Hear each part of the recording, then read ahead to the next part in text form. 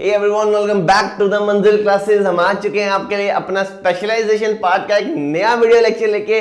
और इस video lecture में हम अपने यूनिट 1 का जो लास्ट टॉपिक है दैट इज द इंडस्ट्रियलाइजेशन, आज हम अपने इस वीडियो लेक्चर में इसके रिलेटेड मल्टीपल चॉइस क्वेश्चंस करेंगे। और गाइस, अभी तक हमने नियरली कोई 6 से 7 वीडियोस कंप्लीट कर ली हैं एमसीक्यूज के रिलेटेड। दैट मींस हमने अभी तक नियरली 150 एमसीक्यूज पढ़े हैं। और ये जो यूनिट 1 है ये आपके 10 मार्क्स का यूनिट 1 है और 10 मार्क्स के लिए हमने 150 एमसीक्यूज कर लिए हैं। और मोस्ट प्रोबेबली हो सकता है 90% चांसेस हैं कि जो हमने आपको 150 एमसीक्यूज करवाए हैं इसी में से आपको 8 to 9 एमसीक्यूज आ जाए। तो गाइस, हमारी वीडियो को आप अच्छी तरह से देखिए, इनको समझिए, टॉपिक्स को समझिए और एमसीक्यूज को अंडरस्टैंड करने की कोशिश कीजिए, क्योंकि ये आपके आने वाले एग्जाम में आपकी काफी ज्यादा हेल्प करने वाले हैं। तो गाइस, आइए स्टार्ट करते हैं। तो लेट्स स्टार्ट। तो यहां पे आपका पहला क्वेश्चन आता है, इनमें से कौन सा इंडस्ट्रियलाइजेशन का नेगेटिव इंपैक्ट नहीं है। देखिए, इंडस्ट्रियलाइजेशन का कुछ सोसाइटी पे इंपैक्ट पड़ा, इनमें से कौन सा ऑप्शन नेगेटिव इंपैक्ट नहीं है। तो आइए इसका आंसर देखते हैं। क्या अर्बनाइजेशन एंड ओवर क्राउडिंग, क्या ये इंपैक्ट था इंडस्ट्रियलाइजेशन का सोसाइटी के ऊपर? यस, ये एक नेगेटिव इंपैक्ट था, ये नेगेटिव इंपैक्ट है। क्या लेबर्स की एक्सप्लॉयटेशन और उनको एक पुअर वर्किंग कंडीशन प्रोवाइड किया गया, लेबर्स को एक पर्टिकुलर जगह पे रखा गया, वहां पे ठूसा गया इनको, उनसे वहां पे 20 घंटे तक 15 से 20 घंटे काम करवाया गया, इनको एक्सप्लॉइट किया गया। और जिस एरिया में इनको रखा जाता था, जिन बैरक्स में इनको रखा जाता था, वहां पे इनसैनिटरी कंडीशंस थी। मींस नालियां पानी से भरी हुई, गंदगी से, कोई साफ सफाई का कोई इंतजाम नहीं वहां पे। तो poor condition, poor working condition और एक्सप्लॉयटेशन ऑफ लेबर था। यस। क्या इंडस्ट्रियलाइजेशन की वजह से पोल्यूशन फैला? वो भी फैला। क्या इससे हमारे इन्वायरमेंट की डिग्रेडेशन हुई? यस, ये भी इन्वायरमेंट की भी डिग्रेडेशन हुई। तो ये तीनों तो नेगेटिव इंपैक्ट थे। ऑप्शन, हमारा क्वेश्चन है कौन सा इनमें से नेगेटिव इंपैक्ट नहीं है। तो नेगेटिव इंपैक्ट कौन सा नहीं है? That is improve living standard for the working class. Working class का लिविंग स्टैंडर्ड इंप्रूव हुआ, ये नेगेटिव इंपैक्ट नहीं था, क्योंकि वर्किंग क्लास को पैसा मिलना स्टार्ट हुआ।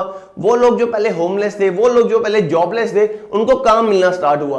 काम मिलना स्टार्ट हुआ दैट मींस उनको कुछ वेजेस मिलना स्टार्ट हुए। जब उनको कुछ वेजेस मिलना स्टार्ट हुए मींस वो अपनी जो लिविंग, जो अपनी डिसेंट लाइफ के लिए उनको पैसा चाहिए था, वो उतना उनको मिल रहा था। तो वो अच्छी तरह से जिंदगी जी पा रहे थे, उनकी लाइफ इंप्रूव हो रही थी। तो इसका राइट आंसर है that is answer B. Next question आता है बच्चों आपका कि इनमें से कौन सी सोशल क्लास, सोसाइटी का कौन सा ग्रुप था, सोसाइटी का कौन सा ग्रुप था जो इंडस्ट्रियलाइजेशन की वजह से ज्यादा बेनिफिट में रहा? इंडस्ट्रियलाइजेशन ने लॉन्ग टर्म में सबसे ज्यादा किस सोशल ग्रुप को बेनिफिट किया? सबसे ज्यादा आप बोलेंगे सर ये तो रिच क्लास थी।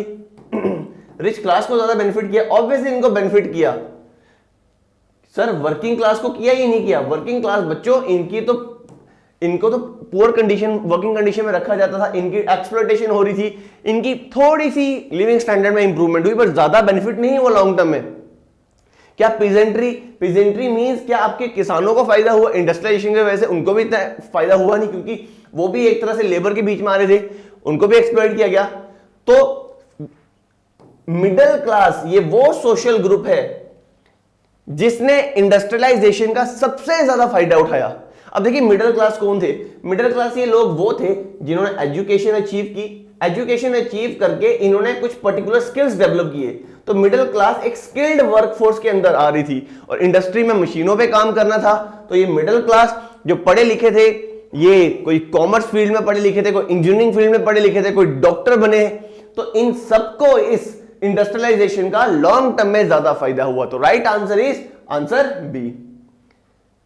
अब बेटा नेक्स्ट क्वेश्चन आता है, इनमें से कौन सा मूवमेंट है, कौन सा मूवमेंट है जो इंडस्ट्रियलाइजेशन के नेगेटिव इंपैक्ट के अगेंस्ट, इंडस्ट्रियलाइजेशन के नेगेटिव इंपैक्ट के against as a response emerge हुआ?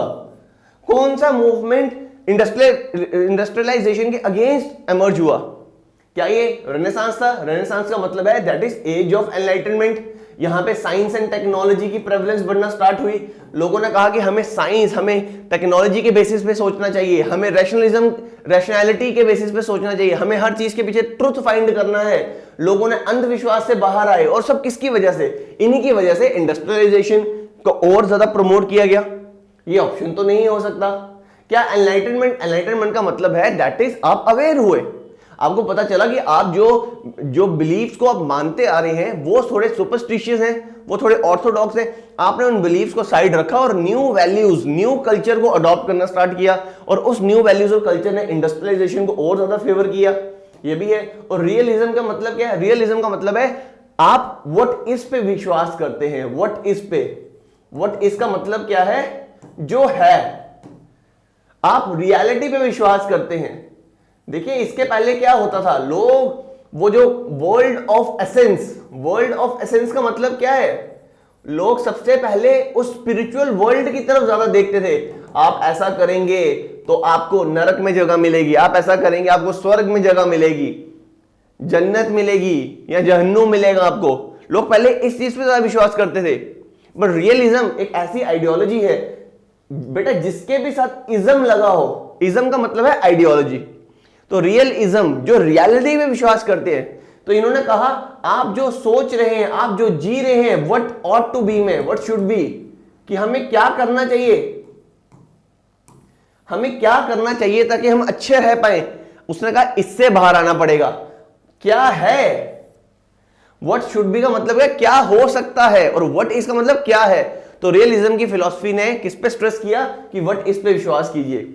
और व्हाट इज क्या था? व्हाट इज की फिलॉसफी क्या है कि इंडस्ट्रियलाइजेशन सबके फायदे के लिए ही बनी थी। तो ये तो रियलिज्म की वजह से इंडस्ट्रियलाइजेशन और ज्यादा प्रमोट हुआ। इसने इंडस्ट्रियलाइजेशन के फेवर में ये आइडियोलॉजी लाई गई। तो इसका राइट आंसर है रोमांटिसिज्म। रोमांटिसिज्म का मतलब क्या है बच्चों?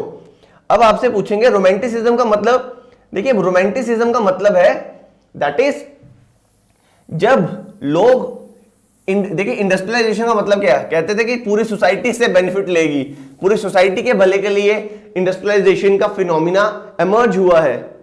लेकिन रोमांटिसिज्म ने क्या बोला? रोमांटिसिज्म ने कहा कि ये जो modern values, modern practical values जो इमर्ज हुई हैं, मॉडर्न कस्टम्स जो इमर्ज हुए हैं, ये सब फॉल्स है, ये सब गलत है। तो लोगों को विश्वास किस पे करना चाहिए? लोगों को विश्वास करना चाहिए ऑन इंडिविजुअल, मींस इन्होंने इंडिविजुअलिज्म पे फोकस किया। एंड दे आल्सो सपोर्टेड कि हमें अनटेम्ड अर्थ को सपोर्ट करना चाहिए, untamed nature. They believed that nature जो अनटेम्ड है, जो अनछुई है, जिसको किसी ने टच नहीं किया, नेचर जो डिस्टर्ब्ड नहीं है, इन्होंने कहा कि हमें वापस, ये इंडस्ट्रियलाइजेशन ने क्या किया है? सब कुछ खराब कर दिया है, हमारी नेचर को खराब कर दिया है, इंडिविजुअल को इन्होंने करप्ट बना दिया है। तो रोमांटिसिज्म का मेन मकसद क्या था? ये जो इंडस्ट्रियलाइजेशन की वजह से मॉडर्न प्रैक्टिकल वैल्यूज और कस्टम्स जो डेवलप हुए हैं, इनको रिजेक्ट करके वापस अपने वो जो ट्रेडिशनल वैल्यूज थी उनकी तरफ जाया जाए। तो इसका राइट आंसर है बच्चों, इसका राइट आंसर है that is romanticism. I hope बच्चों आपको क्लियर हुआ होगा। मतलब नेचर के प्रति, अपने पुराने ट्रेडिशंस के प्रति, मतलब इन्होंने क्या बोला कि इंडस्ट्रियलाइजेशन की वजह से एनलाइटनमेंट हुई, मींस लोग रैशनल होना स्टार्ट हुए। और रैशनलिज्म ने क्या किया? रैशनलिज्म किसकी देन है? ये साइंस की देन है, जिसकी वजह से लोग हर चीज में ट्रुथ ढूंढना स्टार्ट कर गए। लोग हर चीज को रियलिटी की फॉर्म में देख रहे थे, और वो कहते थे कि अगर हमारा आज फायदा हो रहा है दैट मीन्स हमें आज में ही रहना है, हमें कल में रहना ही नहीं है। और अगर हमें दिख रहा है कि ये चीज हमारे भले के लिए है तो हमें वही करनी चाहिए। तो रोमांटिसिज्म एज एन आइडियोलॉजी कहती है कि जो साइंस, ये जो रैशनैलिटी, ये जो टेक्नोलॉजी, ये जो रीजन था, इसने इंसान को और करप्ट किया। तो इन्होंने इस science, rationality, in traditional, in modern practical values और ये मॉडर्न कस्टम से इंसानों को दूर जाने की बात कही। और इन्होंने कहा वापस आप उस अनछुई धरती की तरफ, अनछुई नेचर की तरफ आप फिर से उसके साथ कनेक्ट होना स्टार्ट कीजिए, and you will find all the answers of your life and all the answers of your problem. तो बच्चों, आई थिंक आपको ये चीज क्लियर हुई होगी। नेक्स्ट क्वेश्चन आता है कि what role did child labour play during the early stages of industrialization? Industrialization के स्टार्टिंग में चाइल्ड लेबर ने क्या रोल प्ले किया? देखिए, चाइल्ड लेबर का क्या रोल रहा जब इंडस्ट्रियलाइजेशन अपनी अर्ली स्टेजेस में थी। अब देखिए बच्चों, चाइल्ड लेबर का मतलब सस्ती लेबर। इंडस्ट्रियलाइजेशन क्या है? दैट इज पैसा कमाने का एक तरीका। इंडस्ट्री बनाई जाएगी और जो जिसकी इंडस्ट्री है उसका मेन मकसद होगा पैसा कमाना है। और पैसा कैसे कमाया जा सकता है? या तो सामान चीप बनाया जाए, ठीक है, या लेबर सस्ती हो। सामान चीप बनाएंगे तो वो बिकेगा नहीं। एक ही तरीका था, दैट इज प्रॉफिट कमाने का, लेबर सस्ती हो।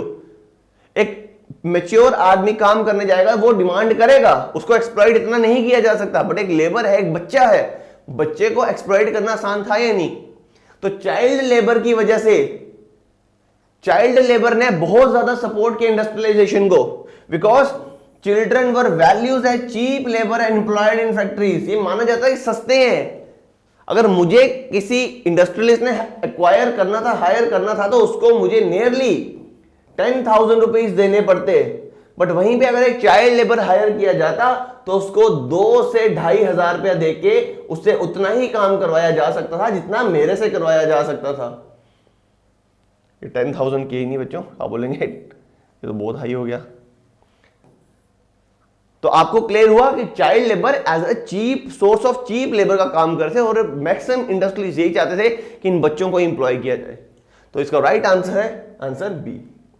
नेक्स्ट क्वेश्चन आता है बच्चों, इंडस्ट्रियलाइजेशन ने किस तरह से विमेन के रोल को, विमेन जो सोसाइटी में जो उनका रोल था उसको इंपैक्ट किया? इंडस्ट्रियलाइजेशन ने किस तरह से विमेन के रोल को इंपैक्ट किया? How did industrialisation impact the role of the women? क्या विमेन ने इक्वल राइट्स एक्वायर किए? क्या उनको अपॉर्चुनिटीज मिलना स्टार्ट हुई?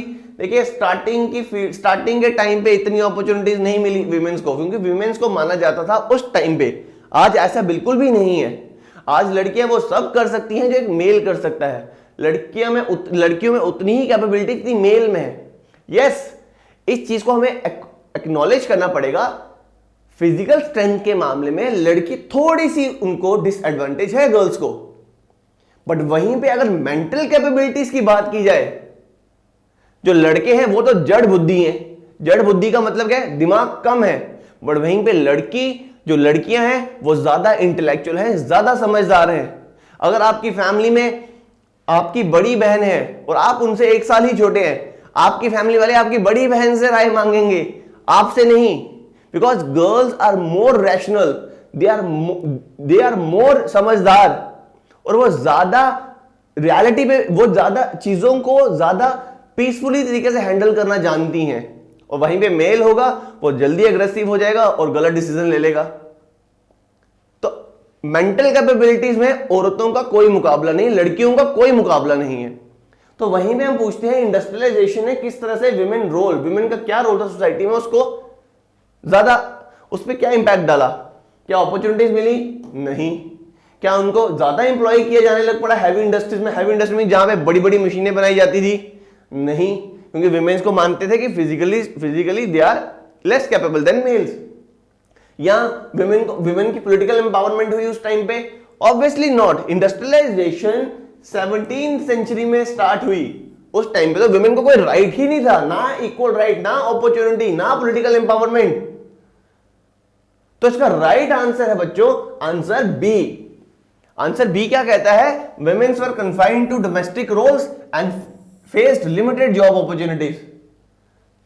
मर्द घर के काम करने चले गए तो औरतों को रखा गया घर के काम करने के लिए, घर की जिम्मेदारियां निभाने के लिए। और जो कुछ औरतें बाहर निकली काम करने के लिए, उनको ज्यादा जॉब्स नहीं मिली, उनको छोटी छोटी जॉब्स मिली, नर्सिंग की, पैकेजिंग की, इससे ज्यादा उनको काम नहीं मिला। तो इसका राइट आंसर है आंसर बी। तो I hope this might be clear to all of you. Next question आता है, वो कौन से सोशल रिफॉर्मर थे जिन्होंने वर्कर्स की बेटर वर्किंग कंडीशन और लेबर राइट्स के बारे में डिमांड की? लेबर राइट्स के लिए उन्होंने डिमांड की। इंडस्ट्रियल रेवोल्यूशन, जब इंडस्ट्रीज बढ़ रही थी, science and technology industrial revolution को फ्यूल कर रहे थे। फ्यूल मींस उनको ऑक्सीजन दे रहे थे और उनको एमर्ज करवा रहे थे। तो उस टाइम पे कौन से ऐसे सोशल रिफॉर्मर आए जिन्होंने वर्कर्स की बेटर वर्किंग कंडीशन और लेबर राइट्स के बारे में बात की? क्या वो कार्ल मार्क्स थे? कार्ल मार्क्स ने एक ही बात बोली, कार्ल मार्क्स ने कहा इंडस्ट्रीज ही खत्म कर दो। राइट के बारे में बात नहीं की ना, इंडस्ट्रीज ही खत्म कर दो। तो उन्होंने कम्युनिज्म का फिलॉसफी दी। कुछ बोलेंगे सर वर्कर्स के राइट के लिए बात की, यस वर्कर के राइट के लिए बात की, बट इंडस्ट्रियल रेवोल्यूशन के अगेंस्ट थे वो भी। अब मैं ये नहीं बोलूंगा पूरे इंडस्ट्रियल रेवोल्यूशन के अगेंस्ट थे।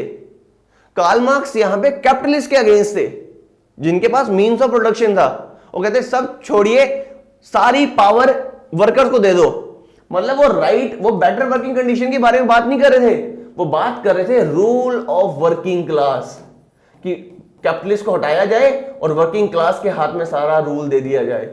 तो ये तो है नहीं, ये राइट के बारे में एडवोकेट तो करनी है।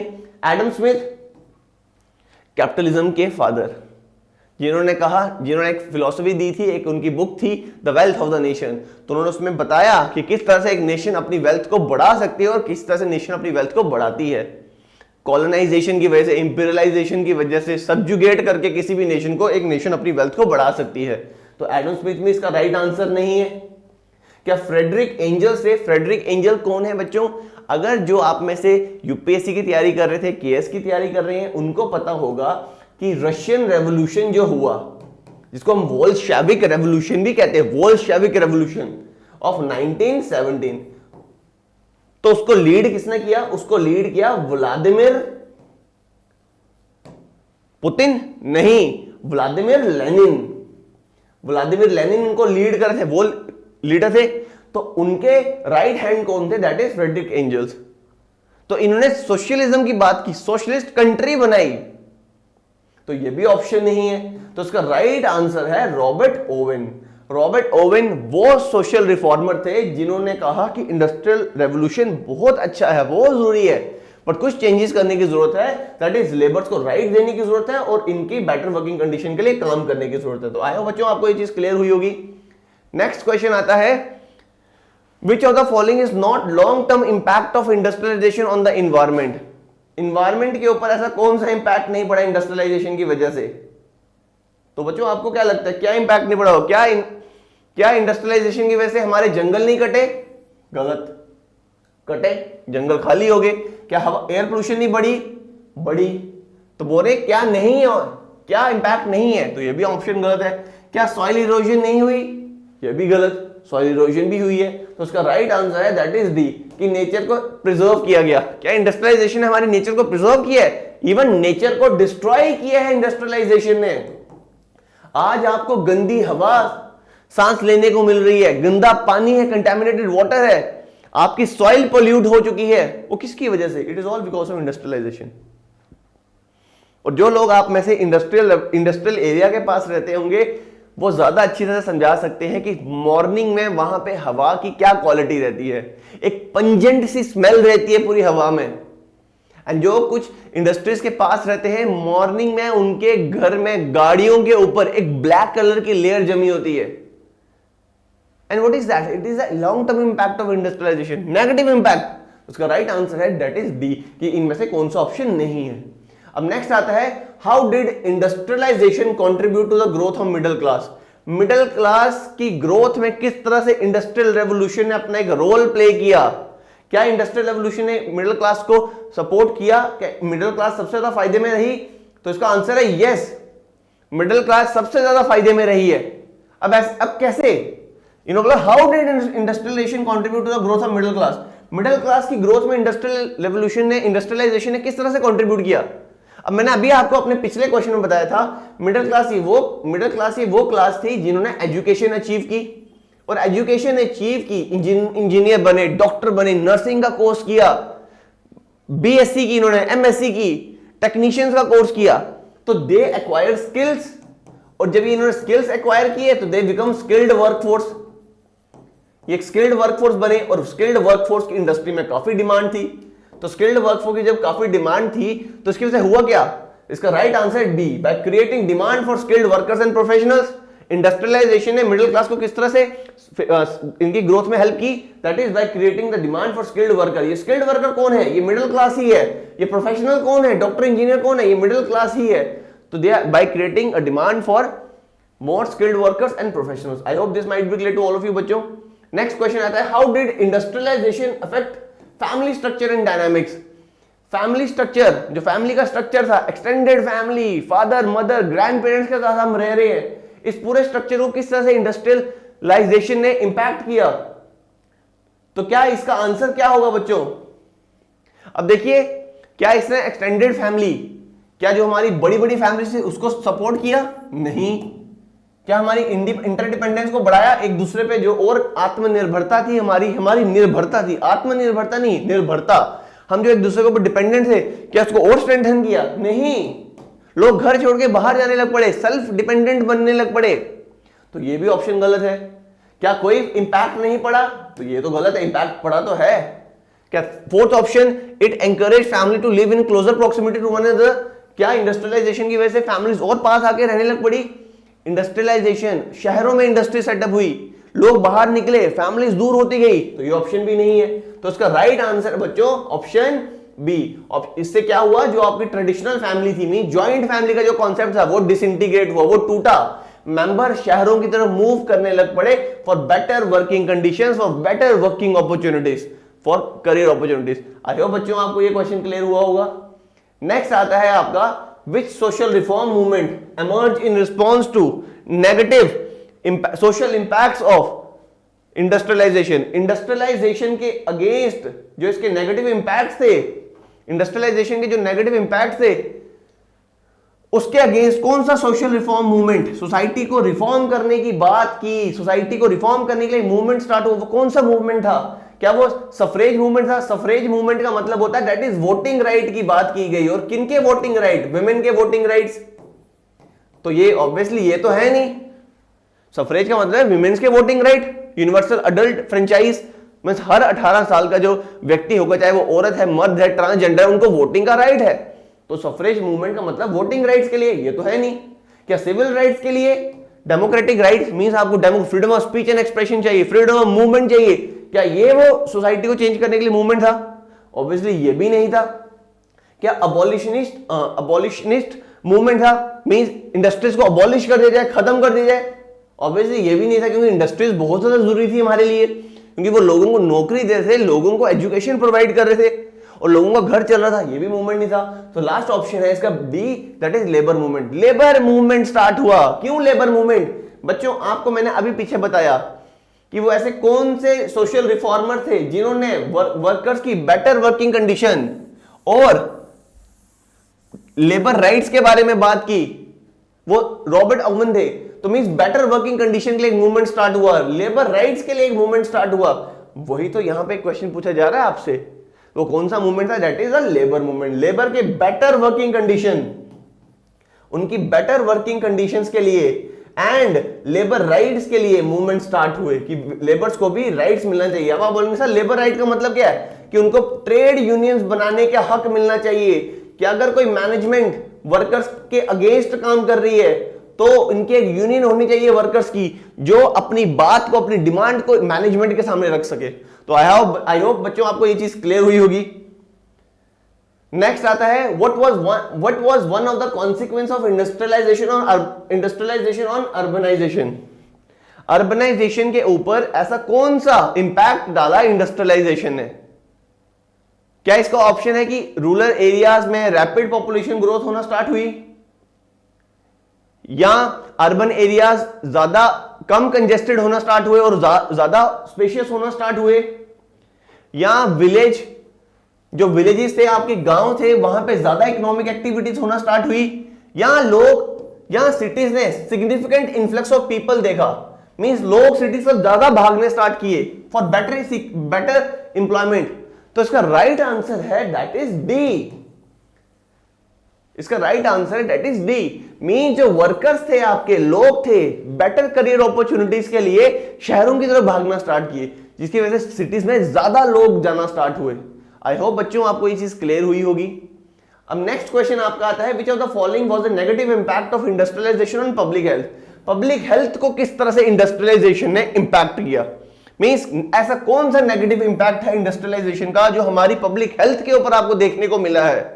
क्या इससे हमारी सैनिटेशन इंप्रूव हुई है, साफ सफाई बढ़ी है, लोग ज्यादा हाइजीनिक हुए शहरों में, या जो बीमारियां फैली उनमें कमी देखने को मिली, या पोल्यूशन फैला है इंडस्ट्री फैक्ट्रीज और अर्बनाइजेशन की वजह से, या आपकी जो हेल्थ केयर सर्विसेज थी रूरल एरियाज में, मींस हॉस्पिटल्स बनना स्टार्ट हुए, प्राइमरी हेल्थ केयर सेंटर्स बनना स्टार्ट हुए, क्या उसमें आपने इंक्रीज देखा?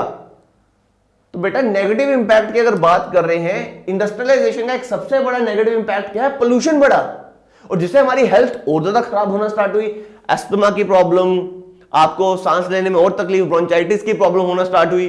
तो इसका राइट आंसर है बच्चों, that is option C, that is pollution increase हुआ because of factory and urbanisation.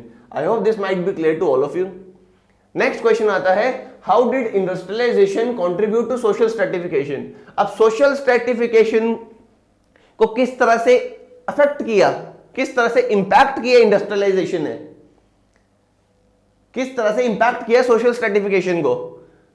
क्या इंडस्ट्रियलाइजेशन की वजह से equal access to education promote हुआ, हर किसी को एजुकेशन मिलने की अपॉर्चुनिटीज बढ़ी, हर सारी क्लासेस, जितनी भी सोशल क्लासेस थी, एससी, एसटी, ओबीसी, जनरल, जो भी क्लासेस थी, सबको equal opportunity to education, equal access to education opportunities मिली?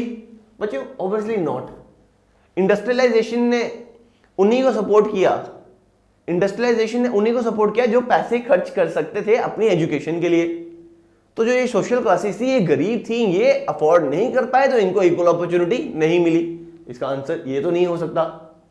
क्या सोशल हायरार्कीज, जो रैंक सिस्टम था, वो डिक्रीज हुआ?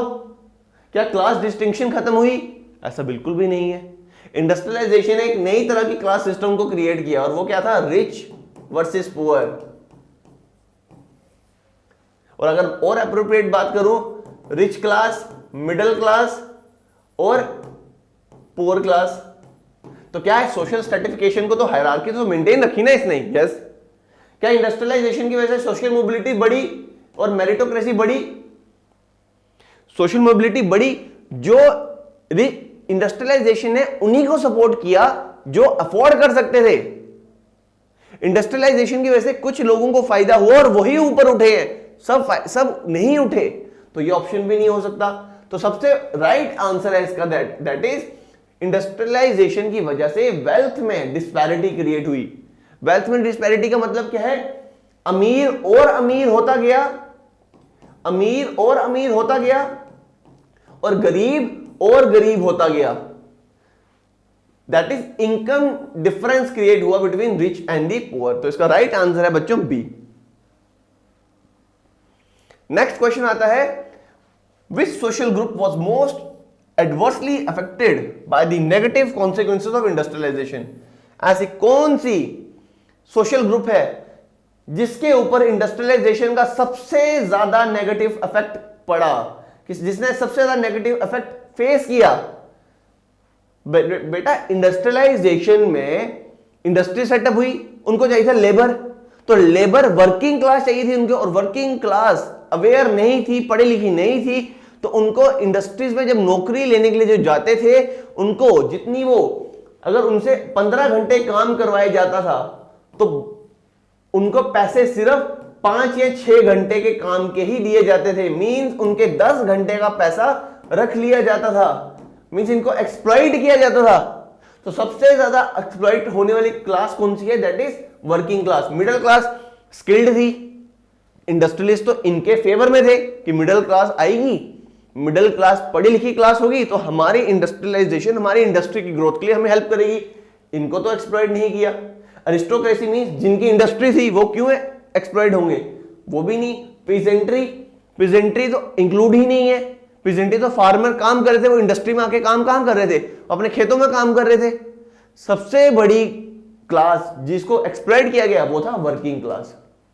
इनके पास ना खेत थे ना ये अमीर थे, तो इनको सिर्फ नौकरी चाहिए थी। नौकरी पाने के लिए शहर गए, शहर में इंडस्ट्रीज में गए, जब इंडस्ट्री में गए इनको कोई लेबर राइट नहीं था, इनके लिए कोई बेटर वर्किंग कंडीशन नहीं थी। तो कौन सा सोशल ग्रुप है जिसके ऊपर सबसे इफेक्ट पड़ा इंडस्ट्रियलाइजेशन का? That is the working class. I hope this might be clear to all of you. Religion के ऊपर इंडस्ट्रियलाइजेशन ने क्या इंपैक्ट डाला? किस तरह से इंडस्ट्रियलाइजेशन ने सोसाइटी में जो रिलीजन का रोल था उसे इंपैक्ट किया? अब देखिए, इंडस्ट्रियलाइजेशन, सब धर्म के लोग आ रहे हैं। रिलीजन में होता क्या है? रिलीजन में आपकी बिलीफ, फेथ एंड वैल्यूज होते हैं, और रिलीजन में एक और चीज सबसे ज्यादा प्रेवलेंट होती है, दैट इज सुपरस्टिशन। सुपरस्टिशन। तो इंडस्ट्रियलाइजेशन की वजह से क्या हुआ? क्या आपके रिलीजियस बिलीफ्स और प्रैक्टिसेस में डिक्लाइन देखने को मिला? Obviously not. धर्म को कोई नहीं छोड़ता, किसी ने नहीं छोड़ा अपने धर्म को। अगर वो इंडस्ट्री में काम करने भी जा रहे थे तो धर्म उनके लिए सबसे ज्यादा, उनका जो रिलीजन सबसे ज्यादा इंट्रिंसिक फैक्टर था। धर्म से वो काफी ज्यादा इंट्रिंसिकली यूनाइटेड थे। तो ये तो नहीं, डिक्लाइन तो नहीं हुआ। क्या इसने रिलीजियस इंस्टीट्यूशन का जो इन्फ्लुएंस था लोगों के ऊपर, इंडस्ट्रियलाइजेशन ने जो रिलीजियस इंस्टीट्यूशन का जो इन्फ्लुएंस था लोगों के ऊपर, सोशल और पॉलिटिकल अफेयर्स के ऊपर, क्या इसको और स्ट्रेंथन किया? Obviously not. इंडस्ट्रियलाइजेशन ने रिलीजन को एक सेकंड रोल दिया। इंडस्ट्रियलाइजेशन से पहले लोग रिलीजन को ज्यादा प्रेफरेंस देते थे, बाकी चीजों को बाद में।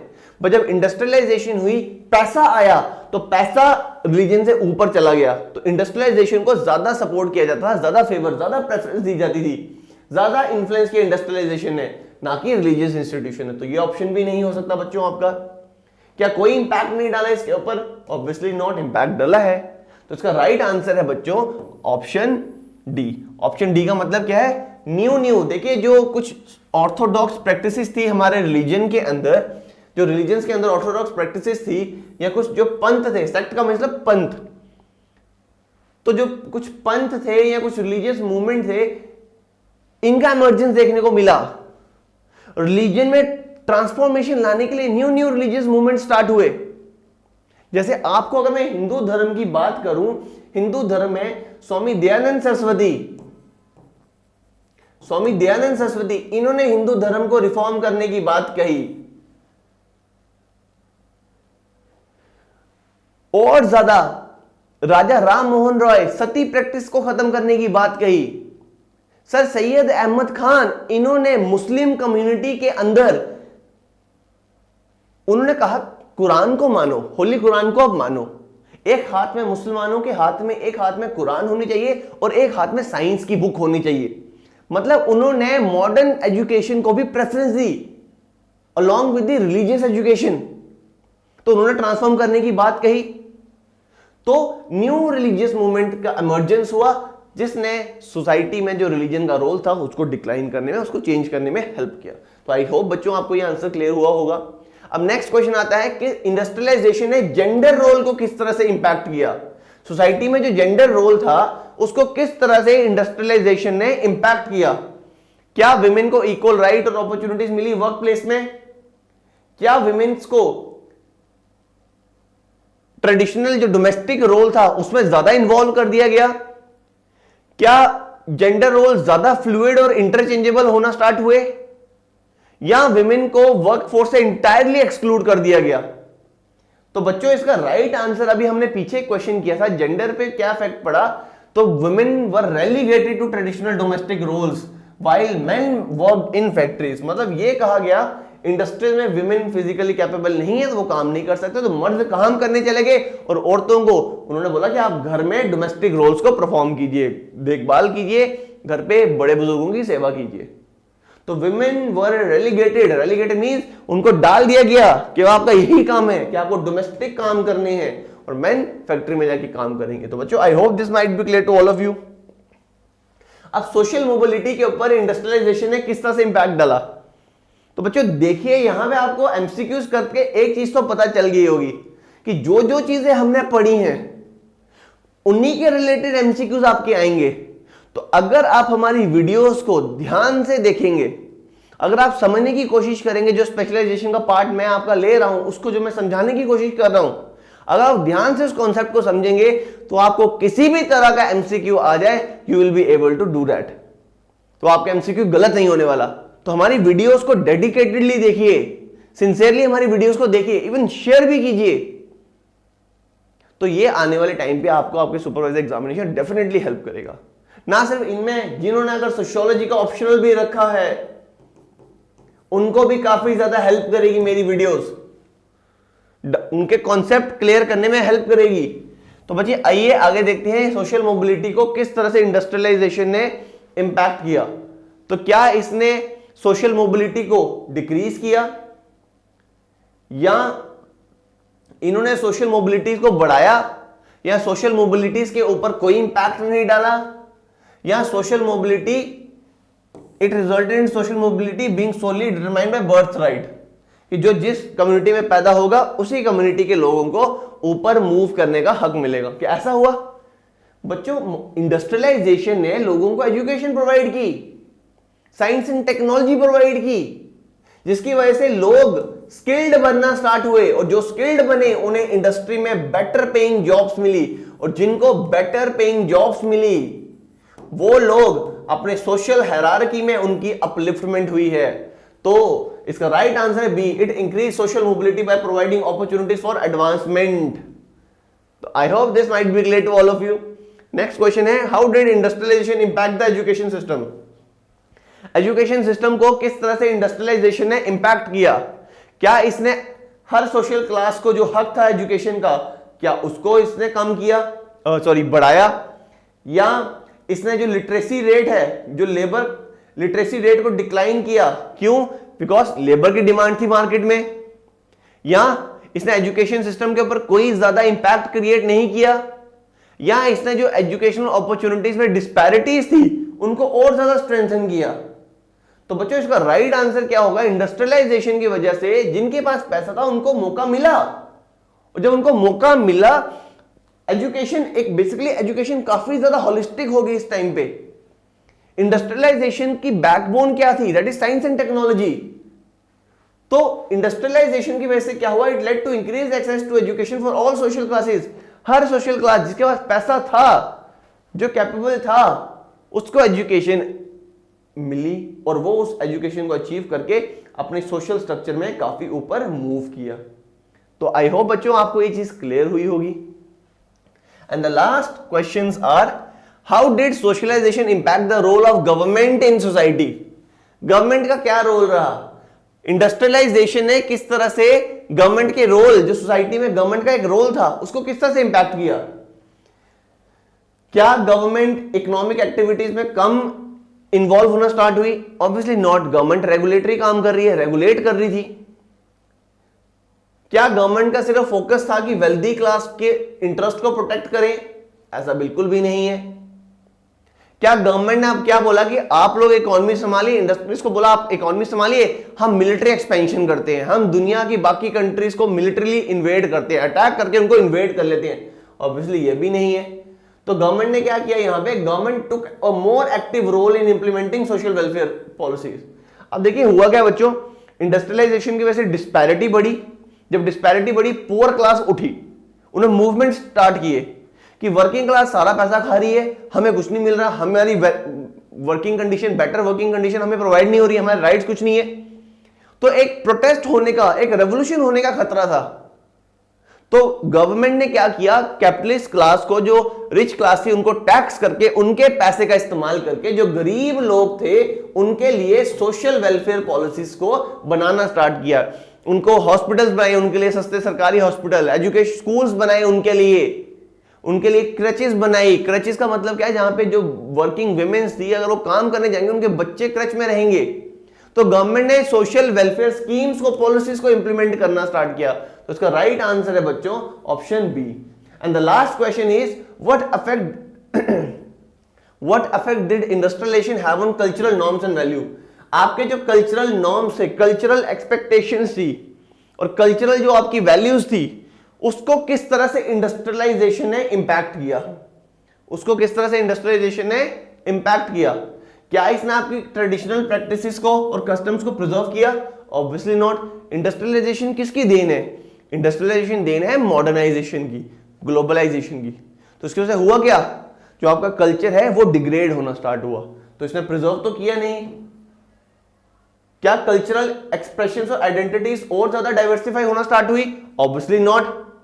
एक होमोजेनाइजेशन होना स्टार्ट हुई, होमोजेनिटी क्रिएट हुई। होमोजेनिटी का मतलब क्या है बच्चों? होमोजेनिटी का मतलब है दैट इज दुनिया में कॉमन कल्चर एमर्ज होना स्टार्ट हुआ। डाइवर्सिटी तो रही नहीं ना, तो ये ऑप्शन भी नहीं हो सकता। क्या कल्चरल डिफरेंस, रूरल और अर्बन एरियाज के बीच में जो कल्चरल डिफरेंस थे वो खत्म हो गए? नहीं।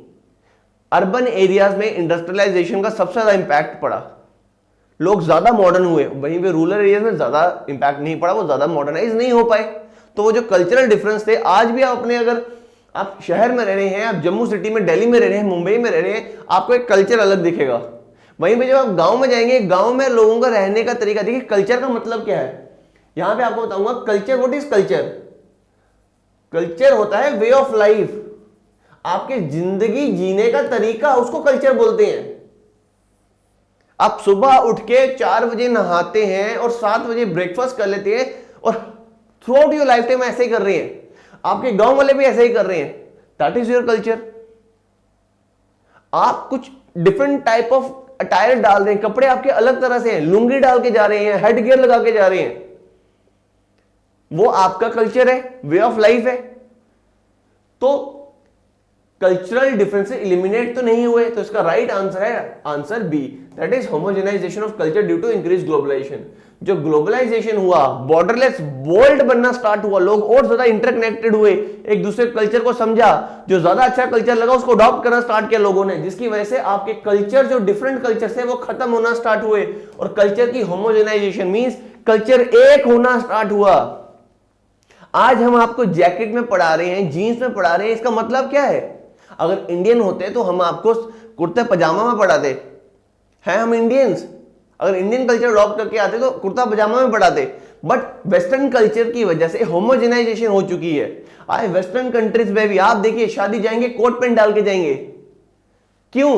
बिकॉज होमोजेनाइजेशन हो चुकी है। ये माना जाता है शादी है पूरी दुनिया में कोट पैंट डालेंगे, तो इसका राइट आंसर है homogenization of culture due to the increase globalization. तो बच्चों, आई होप आपको ये हमारा एमसीक्यू सेशन जो यूनिट 1 का ये कंप्लीट होता है। यहाँ पे यूनिट 1 आपका हमने एक्सटेंसिवली कंप्लीट कर दिया है।